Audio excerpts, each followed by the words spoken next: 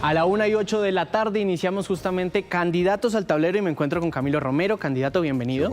¿Cómo ha estado? Gracias, candidato justamente avalado por el Partido de Trabajo de Colombia y que ahora estará usted en el Frente por la Vida, ¿no es así? ¿Cómo va a ser? Cuéntanos un poco cómo va a ser esta nueva consulta del Frente por la Vida. Yo creo que esta es la consulta de la gente, es la consulta de la ciudadanía, es la consulta de las mayorías nacionales, es la consulta del progresismo, es la consulta que garantiza el cambio en nuestro país. Ya está una que se llama la gran consulta, la de la prepotencia, la del país del pasado.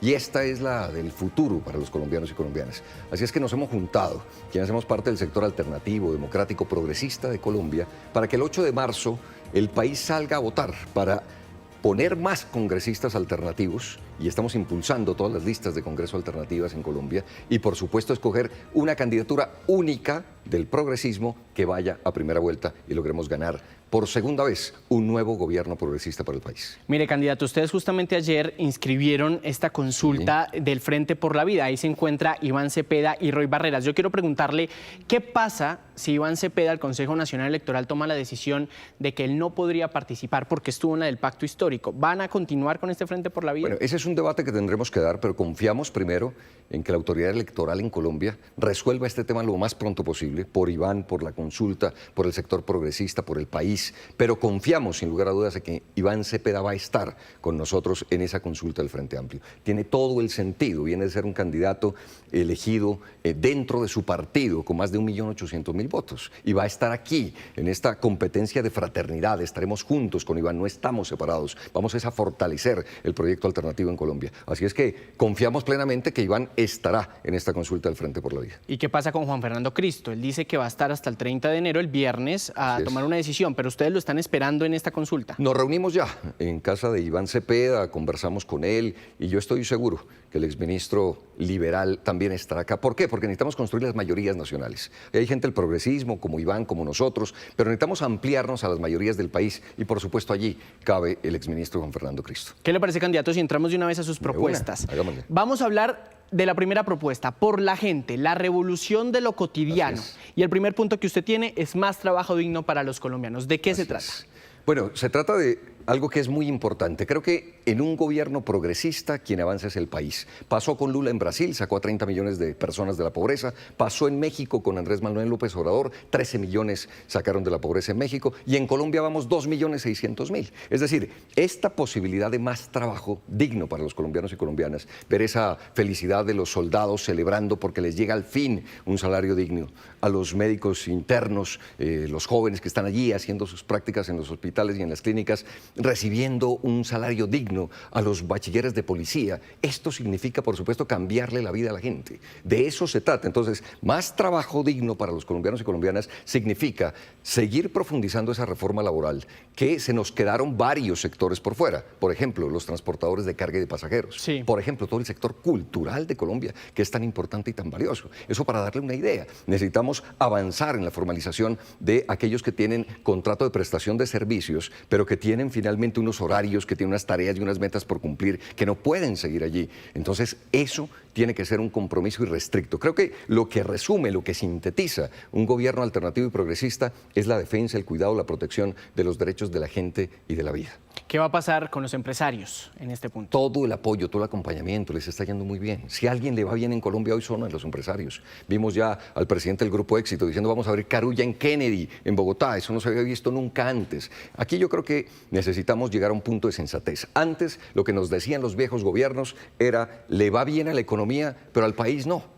Hoy podemos decir, le va bien a la economía, le va bien a los empresarios, a los gremios, hay que darles todas las garantías, hay que generar riqueza. Eso me lo decía Pepe Mujica, fui amigo de él y me decía, Camilo, toda la garantía para los empresarios, pero por primera vez, lo que nunca se había dado en Colombia, garantía para los trabajadores, para la gente, para el pueblo colombiano. De eso se trata. Segundo tema, sustitución voluntaria de cultivos ilícitos. Aquí usted habla, por supuesto, que esa es la primera estrategia de erradicación de los cultivos en Colombia. Mire usted que hablamos es de la revolución de lo cotidiano, y lo cotidiano es lo que la gente necesita para poder vivir, lo mínimo, lo básico, lo elemental, y eso lo garantiza un gobierno progresista. En este punto nos estamos metiendo en algo que es fundamental, lo hicimos en el departamento de Nariño. En Nariño logramos, en nuestra gobernación, que Nariño deje de ser el territorio con más coca del país y Tumaco el municipio con más coca de Colombia. ¿Por qué lo hicimos? Por la sustitución de hoja de coca en el territorio. Es que cuando usted va al territorio es distinto a quienes están acá en el escritorio en Bogotá. Yo soy un hombre de frontera, sé lo que eso significa. Entonces, ¿qué necesitamos? Algo que ya ha dado resultados, que Naciones Unidas lo ha ratificado 1 y 1000 veces. Hay que hacer sustitución de cultivos de uso ilícito. ¿Eso qué significa? Presencia integral del Estado en el territorio. Es decir, no puede ser simplemente una varita mágica, dejen de sembrar coca. La gente allí en el territorio nunca ha tenido una sola oportunidad y queremos que el Estado llegue, no de forma represiva, acabar con ellos, sino a brindarles una oportunidad, y esa es la sustitución. ¿Esa sería la única forma para la erradicación de cultivos, para que no tengamos el aumento de cultivos ilícitos en el país? Es que es la que más resultado ha dado, menos del 1% de resiembra. Mira, cuando era gobernador, un general me dijo, oiga, gobernador, insista en eso, porque cuando nosotros estamos en el territorio y podemos estar 6 meses allí, no podemos estar más tiempo, 6 meses, la gente deja de sembrar porque estamos allí, pero cuando nos vamos, ¿qué hace la gente? Pues volver a sembrar. Entonces, por eso necesitamos presencia integral del Estado en el territorio. Claro. Siguiente tema, participación de mujeres en corporaciones públicas, paridad, justamente para cargos públicos. Así es, la política cambió. Cambió en Colombia, cambió en el mundo y por supuesto se necesita la participación de las mujeres. Hay un ejemplo concreto, más allá de discursos, más allá de que sí, la mujer debe estar, en concreto, el pacto histórico nos dio un ejemplo contundente. Hizo unas listas en donde la mitad de elegidos son hombres y la mitad son elegidas mujeres. Sí. Eso es contundente. Entonces, queremos promover eso en una reforma política para que las mujeres, independientemente del partido en el que estén, en esos cargos de representación en los legislativos, en el Congreso, en asambleas, en consejos y demás, puedan tener la posibilidad de ser representadas al menos con la mitad. Y eso es lo que garantizaría el acceso de las mujeres a la participación política, digo de manera efectiva, porque de discursos hay mucho. Sí, claro. Candidato, yo no quiero dejar de pasar este punto de por la gente, la revolución de lo cotidiano, porque tenemos a Margarita Ariza en Barranquilla, mírela, usted está ahí atrás suyo, en donde ella tiene, por supuesto, una situación de los servicios públicos allá. Margarita, hágale la pregunta al candidato. Doctor Camilo, buenas tardes. Uno de los problemas que afecta a los habitantes del departamento del Atlántico, de Magdalena y La Guajira son las tarifas del servicio de energía, que sigue afectando el bolsillo de los usuarios. A esto se le suma la incertidumbre de lo que pueda pasar con la empresa Aire. Desde que fue intervenida por el gobierno nacional, 4 agentes interventores han pasado por allí. Usted, como presidente, ¿qué haría para seguir bajando las tarifas? ¿Qué va a pasar con la empresa Aire? ¿Usted la liquidaría o le inyectaría recursos? ¿Y de dónde vendrían esos recursos? Bueno, Margarita, gracias. Primero, conocemos la realidad de lo que significan nuestras regiones. Digo, soy un hombre de región, sé lo que vive el ciudadano y ciudadana en nuestra región Caribe, sobre todo. A Margarita que me quite el doctor para que estemos mejor. Pero lo cierto, Margarita, es que, a ver, aquí necesitamos, y creo que este es el dilema fundamental de la discusión de lo público y lo político en Colombia y en el mundo. O nos vamos por quienes nos proponen solo codicia, o nos vamos por la defensa de la vida y de la gente. Entonces son 2 criterios completamente opuestos. Sí. Y ese es el dilema que tiene el país, y eso es lo que algunos llaman la polarización en Colombia. Finalmente creo que es un ejercicio democrático válido para que la gente entienda. ¿Cuál es nuestro criterio? Que en temas de servicios públicos, en temas de salud, pues primero están los derechos de la gente, no las ganancias, que ya es un exabrupto de los empresarios. Lo dije con claridad, toda la garantía para los empresarios, pero la garantía para que nuestra gente no esté en ese dilema de si tiene que pagar la luz o poder comer. Eso es infame. Entonces, a todas luces, nosotros, en un nuevo gobierno progresista, nos dedicaremos exclusivamente a garantizar que la vida sea digna para todos y para todas. Muy bueno para los empresarios, claro, toda la garantía, pero bueno también para la gente. Así es que sí, vamos a meternos en eso. Hay que cambiar la ley de servicios públicos. Eso tiene que ser no con esa fórmula que le da, es una garantía exclusiva de ganancias extraordinarias a empresarios cuando joden a la gente. Aquí necesitamos un equilibrio y eso es lo que proponemos. Bueno, son propuestas, por supuesto, en la región que usted dice que fue incluso gobernador de Nariño. Sí, cambiemos de tema. Vamos a hablar ahora del siguiente tema, por el ambiente y los animales. El primero, transformar el Ministerio de Ambiente. ¿Cómo piensa usted transformar el Ministerio de Ambiente? ¿Por qué? Y lo voy a ligar de una vez con esta siguiente, que dice crear el viceministerio por los derechos de los animales. Usted puede rayar, tachar, no hay problema. Ah, bueno, chévere. Entonces, digamos, ya hicimos un trabajo anterior que decimos por la gente, la revolución de lo cotidiano. 2, este es un bloque de propuestas nuestras que tiene que ver con la defensa de los derechos ambientales y la defensa de los derechos de los animales. Okay. Es decir, hoy hay una nueva ciudadanía. Hoy muchas familias en Colombia pueden no tener hijos, pero tienen a sus peluditos en casa. Y va más allá, no solo en el tema de la protección de los derechos de animales domesticados, también tiene que ser la protección del derecho de los animales silvestres o de los mal llamados de producción. Aquí lo que se requiere necesariamente en este nuevo mundo y en nuestra nueva vida es transformar este Ministerio de Ambiente para que tenga un solo enfoque. ¿Cuál es el enfoque que nosotros proponemos? Debe ser el Ministerio de la Protección, debe ser el Ministerio de la Restauración. O sea, ¿le cambiaría el nombre? Sí. A Primero, Ministerio de la Protección. De Ministerio de Ambiente y Desarrollo Sostenible lo llamaríamos el Ministerio de la Naturaleza, porque su enfoque debe ser el de la protección. Hay otros ministerios dedicados, por supuesto, a la generación de riqueza, a la producción y demás en nuestro país, que es muy necesaria para que Colombia sea un país viable, pero también necesitamos cuidar lo más sagrado que tenemos, que es la vida, que es el agua, que es el ambiente, que son los animales. Y este será un ministerio destinado a eso, a la protección, a la garantía de los derechos de los animales. Usted tocó un tema también muy importante y yo me quiero ir justamente a Villavicencio, porque habla del reconocimiento constitucional del agua y la naturaleza. Mire, ahí se encuentra justamente nuestro periodista Sneider. Sneider, lo está escuchando el candidato.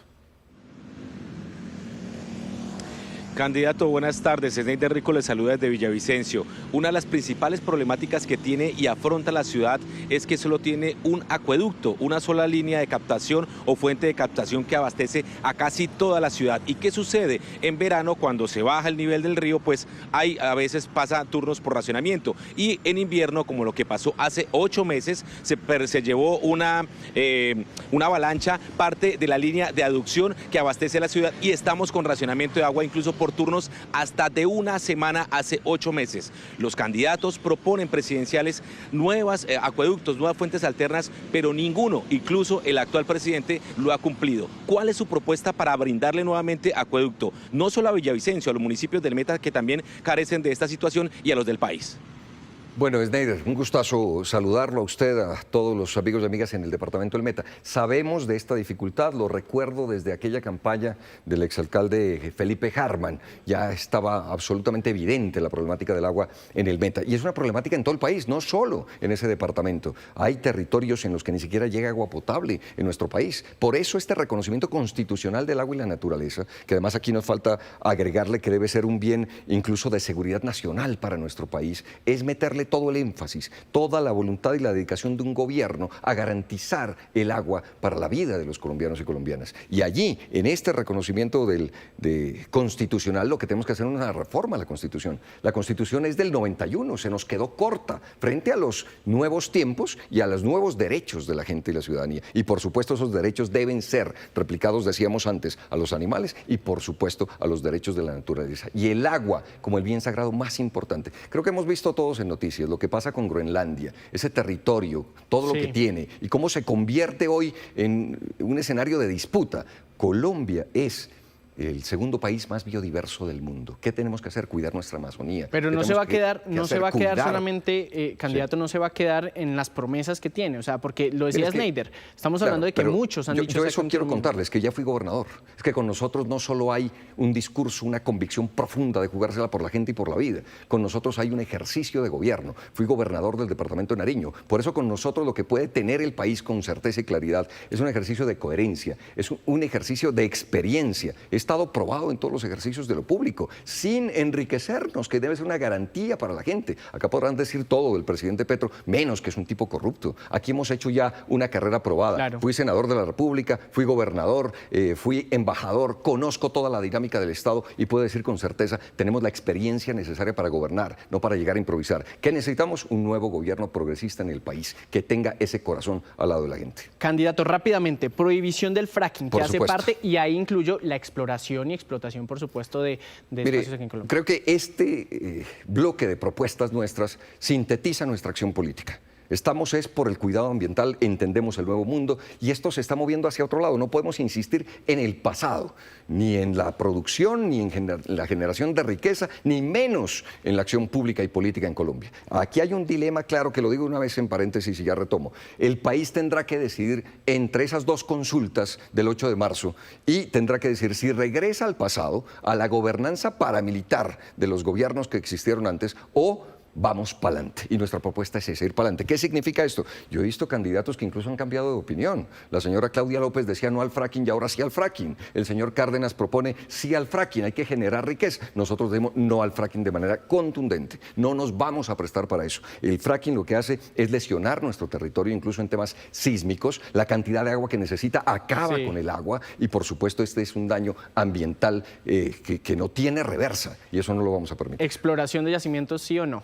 Nosotros estamos jugados a una nueva lógica en la que el mundo ha empezado a entenderla y es a la generación y producción de riqueza desde otros ámbitos y no desde las economías fósiles. Eso es del pasado. Perfecto. Vamos rápidamente entonces por un nuevo gobierno. Resúmame estos 4 puntos de acá. Ahora hablamos de cambios en la elección, reformar ley de contratación. ¿De qué se trata este proyecto? Entonces, como ven, vamos con bloques de propuestas. El primero es por la gente, el segundo es por la vida, por el ambiente, por los animales. Y este tercer bloque es un nuevo tipo de gobierno. ¿Qué le proponemos a Colombia? Un nuevo gobierno progresista. Y esto significa cambiar las reglas del juego. Ya lo hicimos en el departamento de Nariño.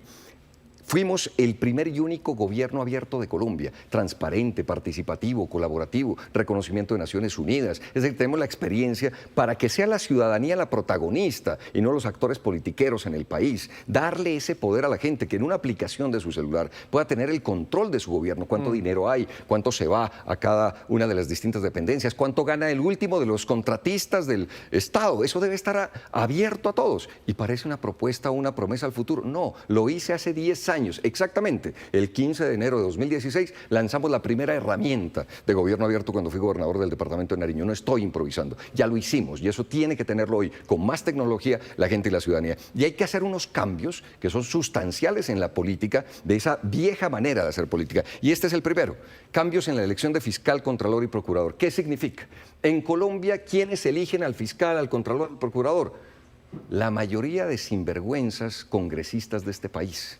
Y eso es inaudito, porque si bien es cierto hemos venido ganando espacio con congresistas alternativos, sigue siendo mayoría el otro sector, que trabajan por proteger lo suyo, proteger lo propio. Y nosotros decimos, no puede ser esa rosca del poder, que eligen fiscal, contralor, procurador y se devuelven favores entre ellos y se tapan. Tiene que ser necesariamente de una participación pública abierta de convocatoria de una entidad responsable, seria, que le dé garantías al país para que sea por méritos en Colombia, que se pueda escoger a estos funcionarios para que tengan la independencia necesaria de actuar en el país y no del tapen que han usado desde siempre o que incluso en épocas del nefasto Néstor Humberto Martínez se usaba el aparato del Estado como un aparato criminal para perseguir a la oposición. Eso no puede volver en Colombia. Mire, candidato, se nos está acabando el tiempo. Quiero pasar a este espacio de sí y no, que es supremamente importante. Me tiene que contestar sí o no. Y si quiere yo le ayudo a tachar. ¿Tendrá relaciones con Delcy Rodríguez y el gobierno interino de Venezuela? Sí, lo vieron ustedes en la noticia anterior. Hasta Trump tiene esas relaciones. ¿Presentará una nueva reforma tributaria? Aquí hay que ser absolutamente claros con el país. Necesitamos recursos, pero todo debe hacerse con base en un sistema tributario progresivo. ¿Qué significa? Que quien más tiene, más aporta para poder construir una sociedad viable. O sea, no sí a habrá las reformas tributarias del pasado, sino a reformas tributarias para que empresarios, gente que ya tiene un nivel de conciencia, pueda acompañarnos ellos aportándole al país. Le puse ahí un puntico para la aclaración que usted da. Que no es para la gente y para el pueblo los impuestos, sino para quienes más tienen. ¿Promovería una asamblea constituyente? Yo creo que es necesario abrir el debate y hay que decir sí con 2 líneas rojas. Perfecto. No a la reelección, óigame esto, porque no es así, sí, porque sí, es no a la reelección en Colombia, que sea una garantía para los colombianos y colombianas, ojo, y 2, no a retroceder en derechos. No vamos a abrir la puerta para que un sector retardatario del país que quiere ir a la gobernanza paramilitar haga de las suyas. Vamos a avanzar. No a la reelección, está aquí en la Asamblea Constituyente. ¿Continuaría una reforma al sistema de salud, lo que está pasando? Sin duda alguna. Es que lo que ha pasado en la salud en Colombia es que la convirtieron en un negocio en lugar de ser un derecho fundamental. Hay que reformar la salud, hay que quitar la intermediación de la EPS, hay que garantizar un sistema de salud preventivo para los hogares en nuestro país. Así es que tenemos que ir, sin duda alguna, a una reforma a la salud, porque como vamos muy mal y viene desde desde hace muchos años y décadas este sistema de salud que se han robado todo el dinero de los colombianos. ¿Buscará un salario mínimo vital como lo hizo el gobierno del presidente Gustavo Petro? No me cabe duda, más dinero para los colombianos y colombianas. O sea, más del capacidad 23%. adquisitiva. La economía del país va muy bien.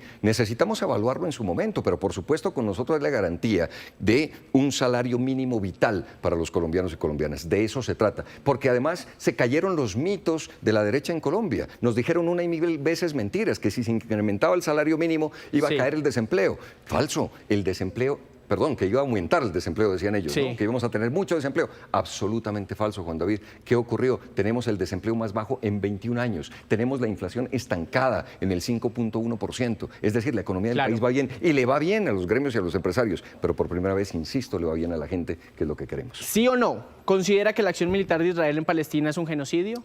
Por favor, resalte ese sí. Es un genocidio, que quede claro, contundente, un contraste total con esos candidatos de la derecha que ante el asesinato de niños dicen que eso no es un genocidio. Es una barbaridad con la humanidad lo que ocurrió allí. Lo que pedimos es un poco de sensatez en el debate público y político de Colombia. Sin duda fue un genocidio y sigue siendo un genocidio de Israel a Palestina que rechazamos de manera contundente. Camilo Romero, se nos acabó el tiempo, candidato. Hombre, Juan David, muy rápido. Muchísimas gracias. Aquí está, justamente Camilo Romero, aquí en Colombia Decide.